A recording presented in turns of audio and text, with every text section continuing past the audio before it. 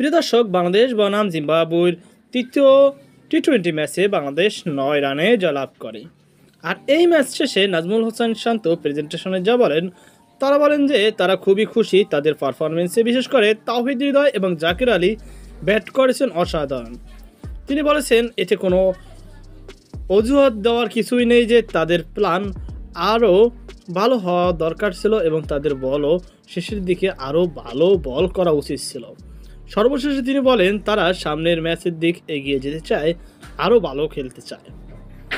প্রিয় দর্শক, এরপর তাওহিদ হৃদয়, যিনি ম্যান অব দ্য প্লেয়ার হয়েছেন, তিনি বলেছেন যে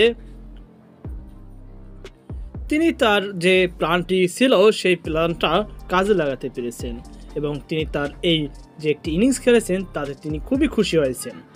আশা করা যায় যে তিনি আরও সামনের ম্যাচে দুর্দান্ত খেলবে। তো প্রিয় দর্শক, আপনার বাংলাদেশ বনাম জিম্বাবুয়ের ম্যাচে কার ইনিংসটা সব থেকে বেশি ভালো লেগেছে অবশ্যই কমেন্ট বক্সে জানাবেন, আর কার ইনিংসটা সব থেকে খারাপ লেগেছে অবশ্যই সেটাও কমেন্ট বক্সে জানাবেন।